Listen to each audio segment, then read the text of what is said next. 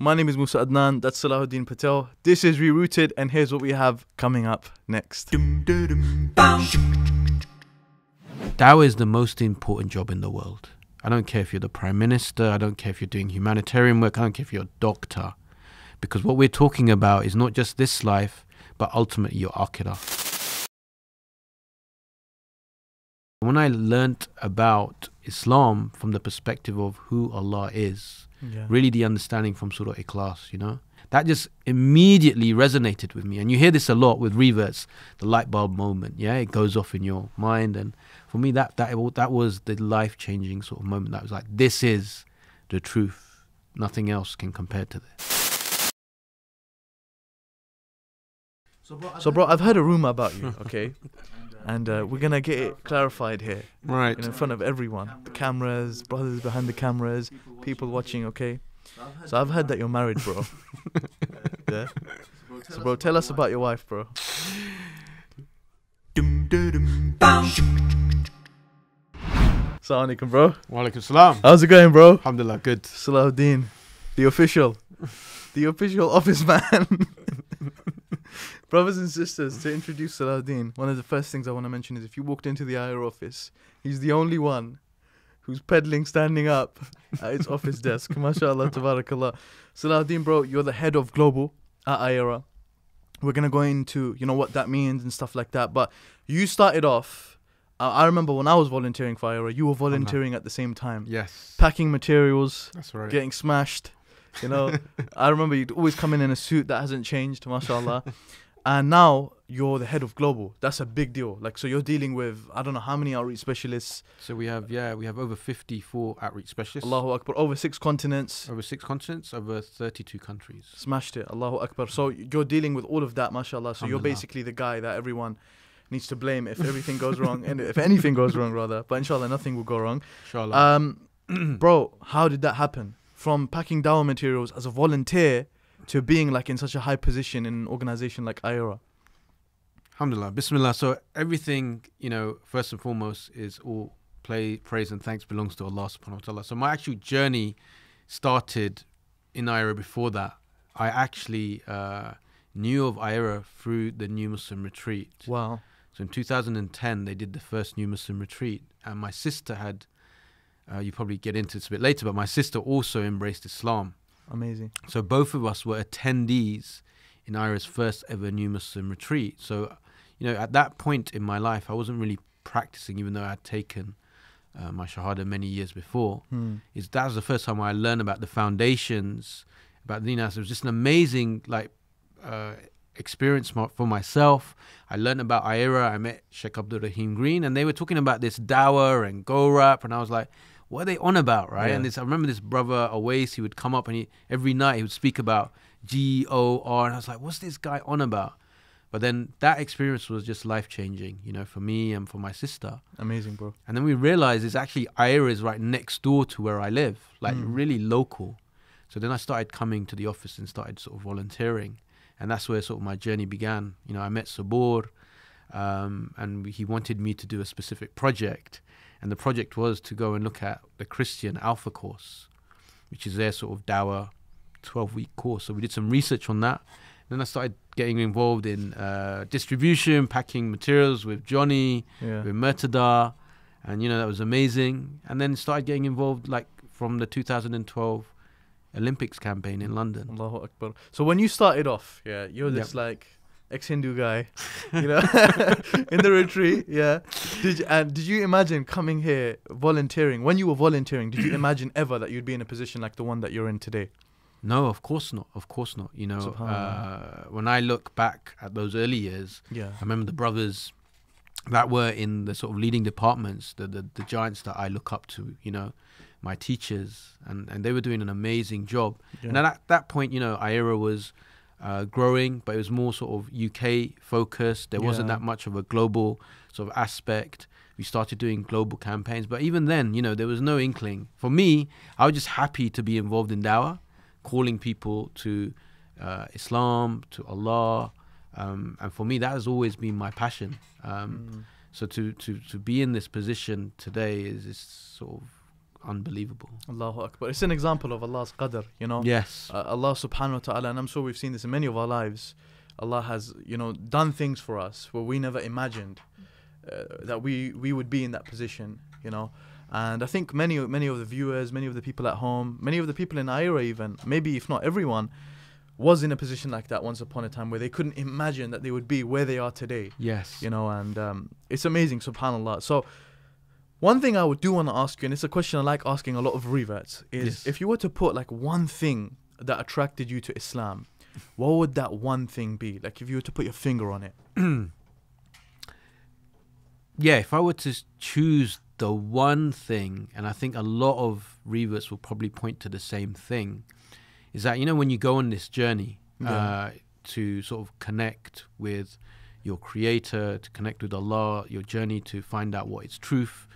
And in fact, if you look at a lot of people that sort of come to Islam, they come to Islam because they're searching for truth. Yeah. Certain things in their life don't make sense. They're looking, you know, for reasons. And for me, coming from a Hindu background where we believe, where they, you know, they believe in worshipping idols. That's what I used to believe. Going to the temple, these things, you know, logically, rationally, just didn't sit well with me growing up. Just didn't make any sense. But I knew there was something out there. You know, I always this concept of connecting with something. I used to always have conversations with God. But obviously, there was a whole range of religions out there.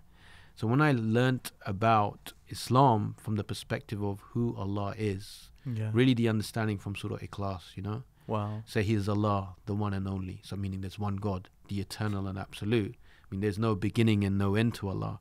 He begets not, nor is He begotten. No parents, no offspring, and there is none like unto Him. So there's nothing like His creation. That just immediately resonated with me. And you hear this a lot with reverts, the light bulb moment. Yeah, it goes off in your mind. And for me, that was the life-changing sort of moment. That was like, this is the truth. Nothing else can compare to this. Allahu Akbar. Amazing, bro. That's absolutely amazing. And there's a lot of reverts, as you mentioned, that will relate with that exact point. You know, like we previously on ReRooted, we had Sifu Abdul Malik, and he mentioned exactly the same thing. Exactly the same surah Ikhlas. And he mentioned, like, for me, that was the thing. You know, the whole concept of Tawheed. Yes. The oneness of God. Right, that's the thing that stood out for me. And I think this stands out for a lot of people, even Muslims. Yeah. You find, bro, Muslims who've been like Muslims their whole life, like even like myself, when you study Tawheed and you study Aqidah, you know, the belief of a Muslim, that's what Aqidah is. Yes.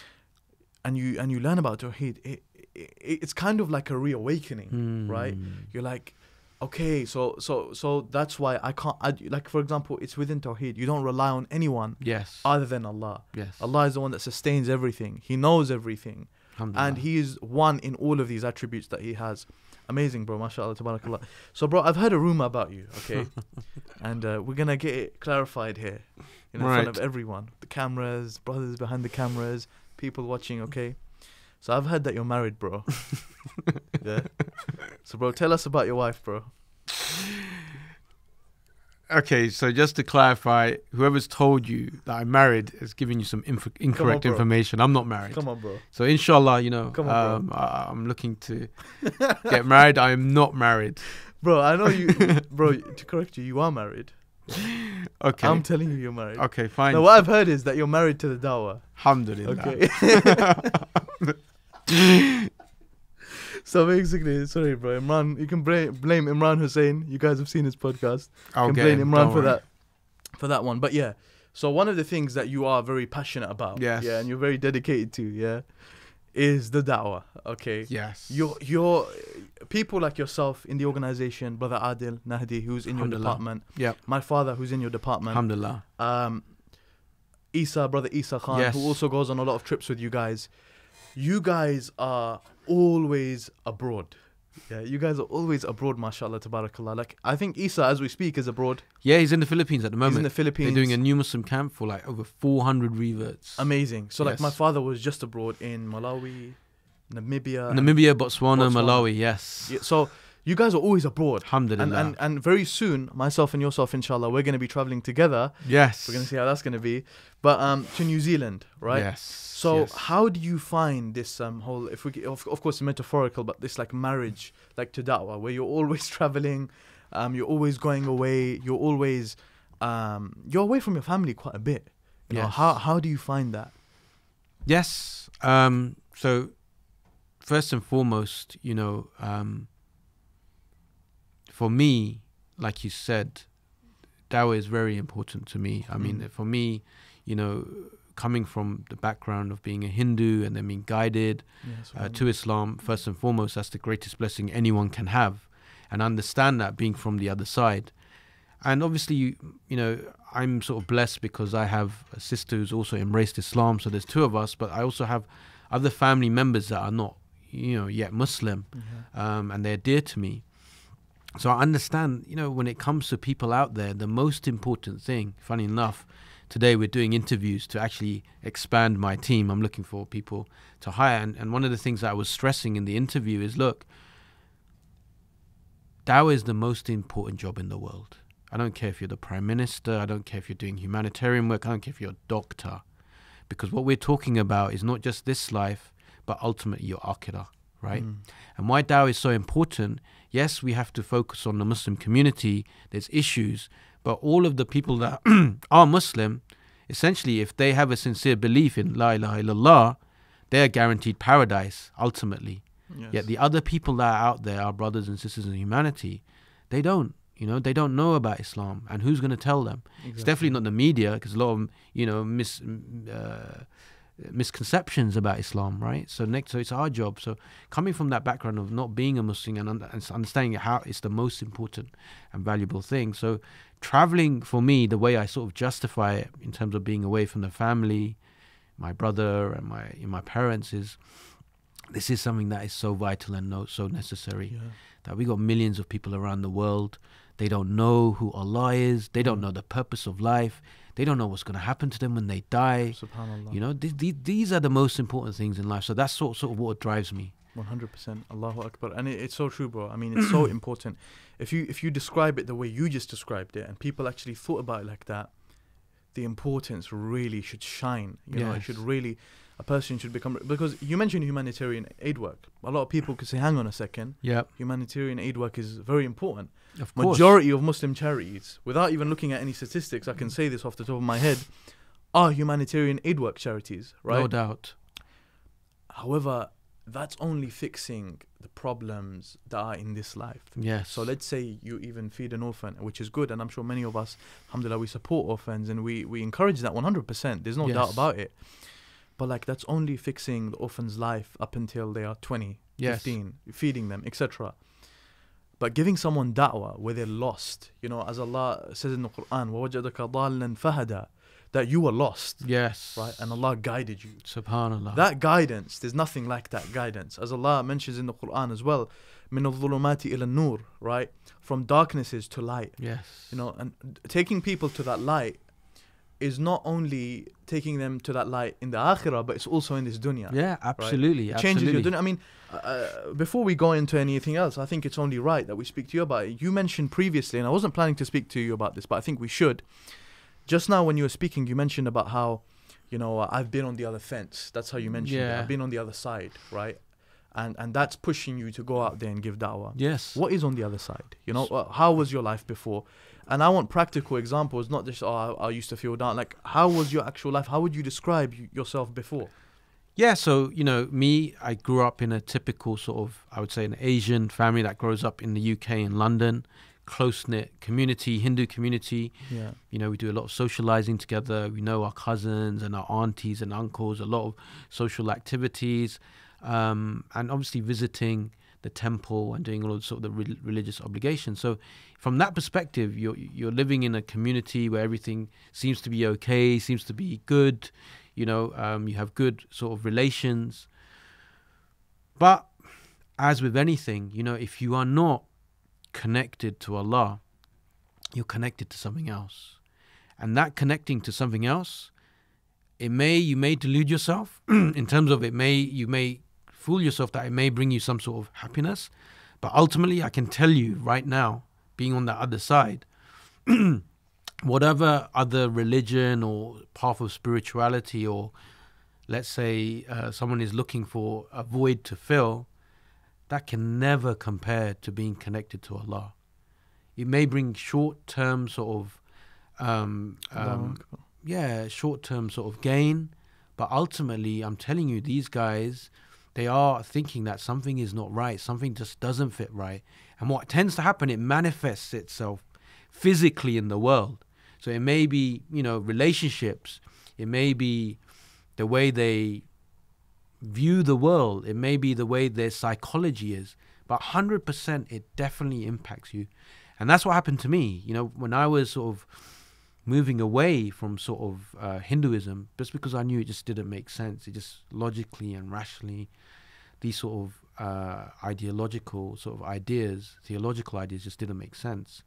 But still, there's something missing, I'm not doing what I'm created to do. I'm not connecting with that one source. So there's depression, there's, unhappiness, there's issues with relationships, there's fakeness. So you're faking it.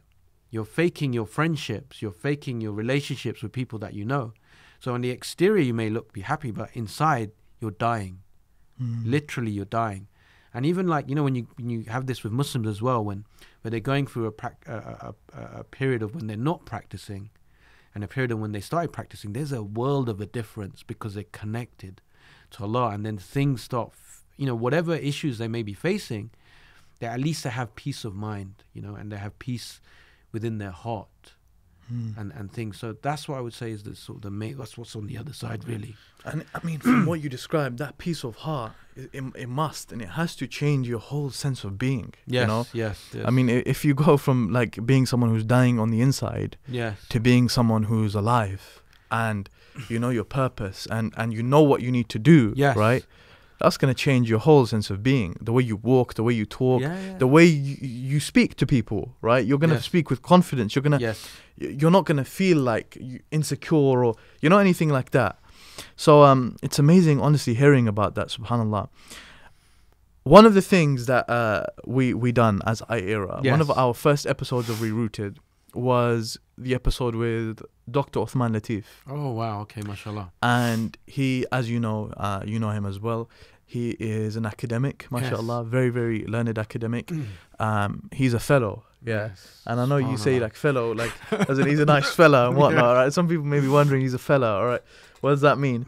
A fellow is an academic title, right? So after you've done postgrad work, and postdoctorate work, etc., you can reach this title, which is like a fellow, right? Wow. So he's reached a very high level academically speaking. His BA, MA, PhD, mashallah, tabarakallah. And his research, a lot of it is focused around anthropology. Okay. It's focused around studies to do with society, right? Dehumanization, otherization, and basically morality, things to do with these type of topics.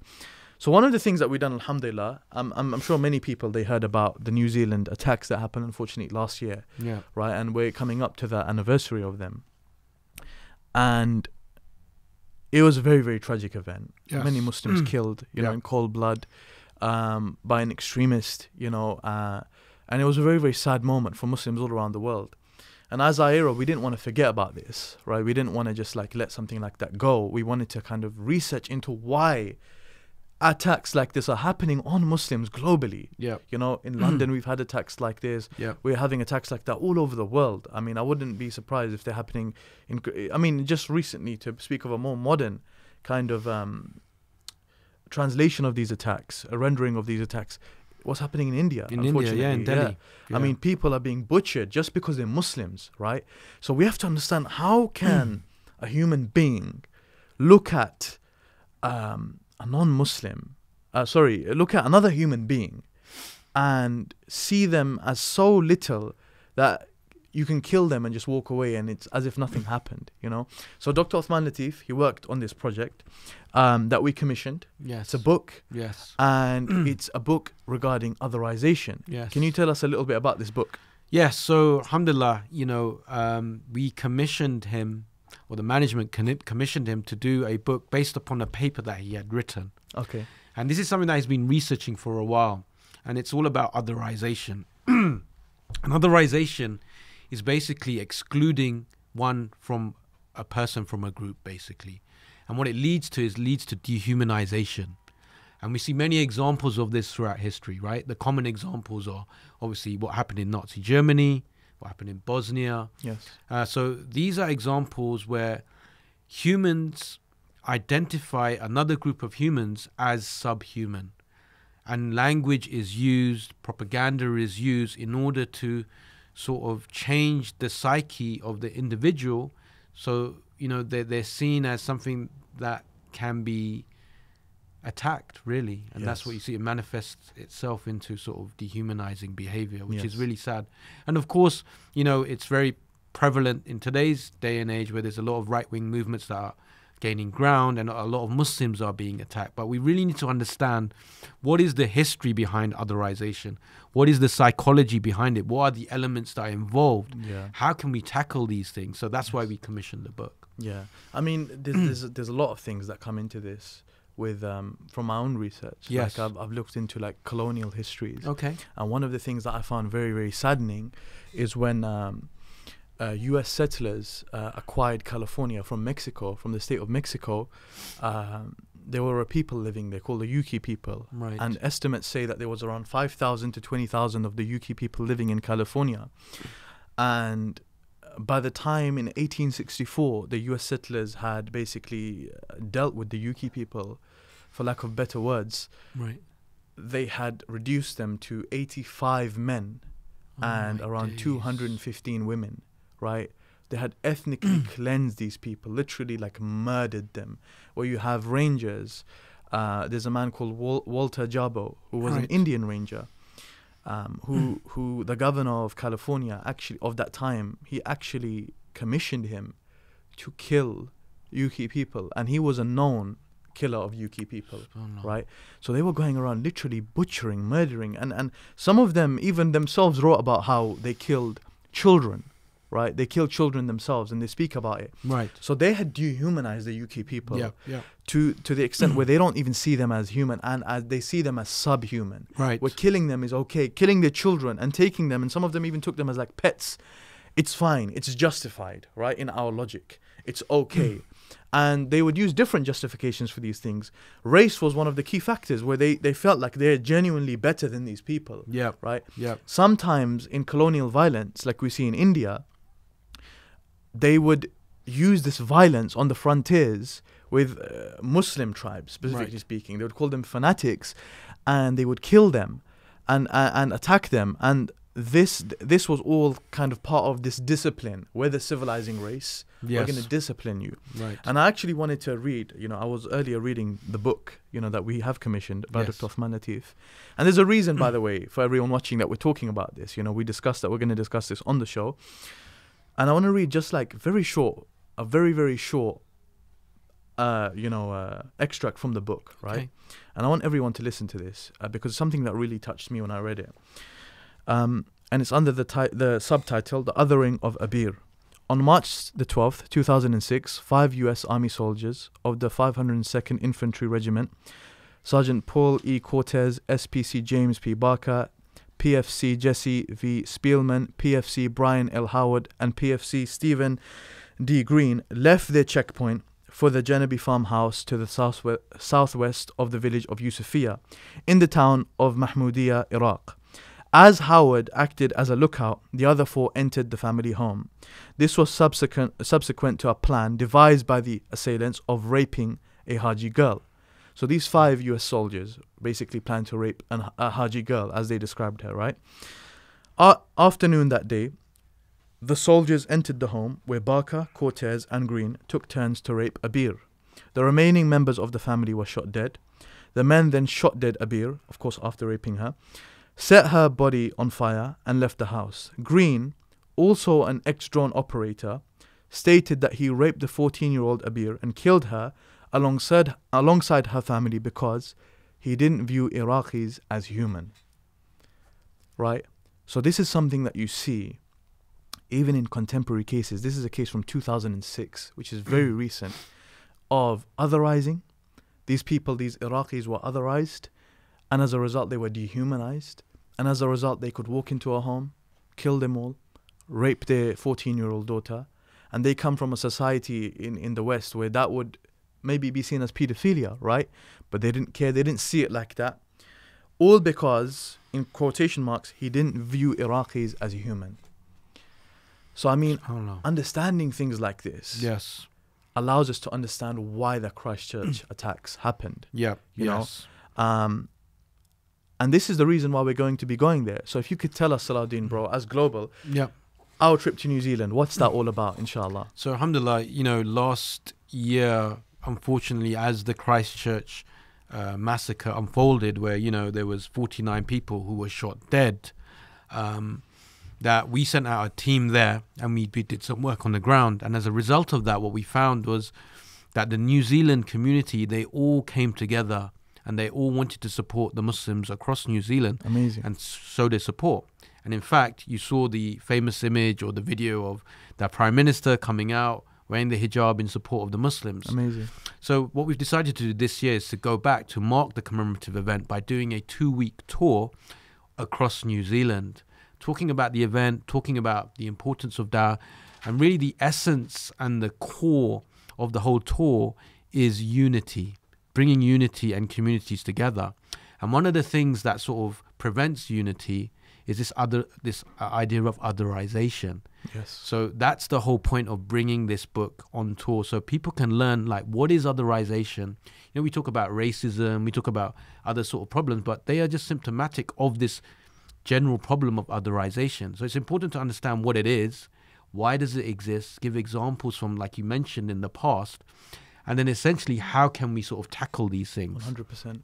You know, so one of the things that Dr. Uthman, we had a session with him that he mentioned is that when it comes to otherization, there are 4 groups of people involved. You have the perpetrator, you have the victims, you have the bystanders, and then you have what's known as the heroes, or the ones that go and sort of help, right? And these are the 4 people involved. So obviously everyone knows the perpetrator, but the perpetrator is because he has a current understanding of otherization in his mind. Yes. Right? That leads him to the attack. The victims are obviously the people who are unfortunate victims of what's happened because of that otherization. Then of course you have the people that come and they're known as the rescuers. They come and take action. But unfortunately, the majority of the people, when it comes to these things, are categorized in the category of bystanders. They don't get involved because they don't want to get involved or have any sort of trouble. And that's where we really need to tackle the problem, is to raise awareness 100%. of what otherization is, and then just show the solutions. And alhamdulillah, you know, we are Muslims, and we have the Quran, we have Islam. And in fact, all of the answers to otherization is in Islam and what was taught to us by our beloved Prophet Muhammad sallallahu alaihi wasallam. So that's what the book talks about in terms of solutions. Yes, and it's absolutely amazing. I mean, one of the points that Dr. Uthman touched upon with otherization is, because a lot of people may be wondering, okay, is it as simple as that? And it honestly is, if you think about it, because what this person who is otherizing has in their mind, and Dr. Uthman speaks about this in his book, is he's looking at this otherized person through a specific lens. Right? So this lens is justifying him doing the acts that he's doing. You see? So they justify it to themselves. So when you're torturing someone in a prison and you're, like, you know, beating them, or you're killing them, or you're raping them, as the example that was given, you're justifying this in your head by maybe even categorizing this person in a whole category. Right? So you're saying that, these people, these Muslims are terrorists. They all do terrorism. Therefore, me doing this to one of their women is justified because they're all terrorists anyway. She's a terrorist. And I'm protecting my own community by doing that. And if she had a chance to kill me, she would. Right? So this is the kind of lens, right, that we've just made up on the spot. But this is the kind of lens that they would look, you know, through. Of course. And they would justify killing someone. They would justify murdering them, raping them, pillaging their home. You know, and when they see the tears, and when they see the effects that this the effects that this causes, it doesn't affect them emotionally. Because of this lens, you see. Of course. And this is what we need to try and take away, that this lens and this generalization that people do is not the case. You know, there's a story that I've shared before, and I'm sure you've had similar stories, bro, and you can share them, is I know a brother whose wife wears niqab.